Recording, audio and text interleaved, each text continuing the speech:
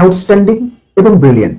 নাজমুল হোসেন শান্তর 60 বলে 101 not out, 168 strike rate, 10টা 4 5টা 6। এরকম একটা ইনিংস বিপিএল এর শুরুর দিনই নাজমুল হোসেন শান্তর ব্যাট থেকে দেখা যাবে, এটা কেউই হয়তো চিন্তা করেননি। এবং একই সঙ্গে নাজমুল হোসেন শান্ত বোধহয় এই ইনিংসটা দিয়ে বিভিন্ন জায়গায় একটা বার্তা দেওয়ার চেষ্টা করলেন যে তাকে যেভাবে টি-20 থেকে বাতিলের খাতায় ফেলে দেওয়া হয়, যেভাবে তিনি টি-20তে পারেন না চলেন না বলে ট্যাগ লাগিয়ে দেওয়ার চেষ্টা করা হয়, সেগুলোর বিপক্ষেও ছোট্ট করে হলো একটা জবাব দিয়ে রাখলেন। এবং যেভাবে তিনি ইনিংসটা সাজিয়েছেন, প্রথম 26 বলে যখন 31 রান, তখন আমার আশপাশের অনেককেই বলতে শুনেছি, কেননা শান্তকে ট্রল করে তো মজা, শান্ত ট্রলের পাত্র আপনাদের অনেকের কাছে।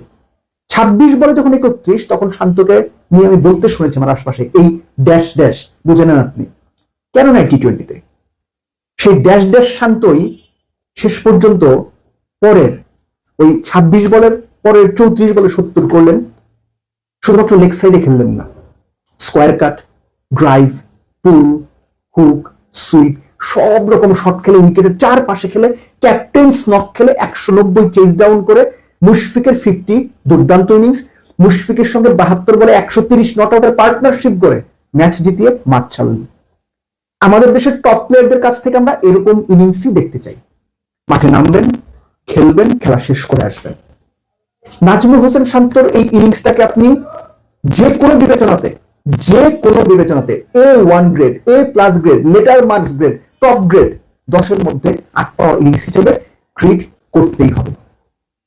খেয়াল করে দেখেন, এই যে শান্ত ইনিংসটা খেললেন, এই ইনিংসটার সবচেয়ে সিগনিফিকেন্ট দিকটা হচ্ছে শান্ত কোন সিচুয়েশনে প্যানিক করেন নাই।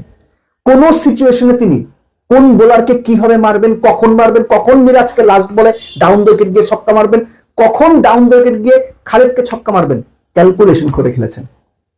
শান্তর মতো টপ প্লেয়ারের কাছ থেকে আমরা এরকম টপ ইনিংসই আশা করি। এবং খেয়াল করে দেখেন, রাজশাহী সিলেটের দেওয়া 190 চেজ ডাউন করার জন্য দুই দলে কিন্তু নেক টু নেক ছিল।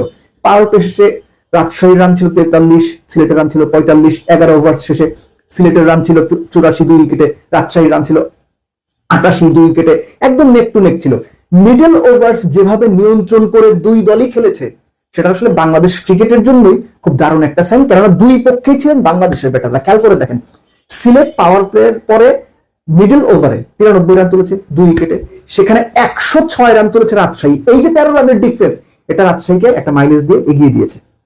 এর সঙ্গে আপনি যোগ করে নিন পারভেজ ইমনের 33 বলে 65 নট আউট, এবং পারভেজ ইমন 4 নম্বরে নেমে ইনিংসটা খেলেছেন। এটা বাংলাদেশ ন্যাশনাল টিম ম্যানেজমেন্টের জন্য একটা নতুন সম্ভাবনা হয়তো তৈরি করবে, যেখানে জাকির আলী অনিক, নুরুল হাসান সোহানরা ব্যর্থ হচ্ছেন। বাংলাদেশে আমরা তাই এই কথাটা বলি যে 3 থেকে একদম 7 পর্যন্ত কোনো লেফটি নাই। এই 4 নম্বরে ব্যাট করার মাধ্যমে পারভেজ হোসেন ইমনও কি একটা বার্তা দিয়ে দিলেন কিনা যে তিনিও হয়তো একটু চেষ্টা করলে ওই জায়গাতে সেটেল করে যাবেন। তিনিও শান্তর মতো শুরুতে স্লো খেলছিলেন। প্রথম কত আপনার 11 বলে বোধহয় তার রান ছিল 14, পরে 41 রান তিনি করেছেন 22 বলে। অর্থাৎ দুই পক্ষেই বাংলাদেশের দুই ব্যাটারদের দুর্দান্ত পারফরমেন্স করেছেন।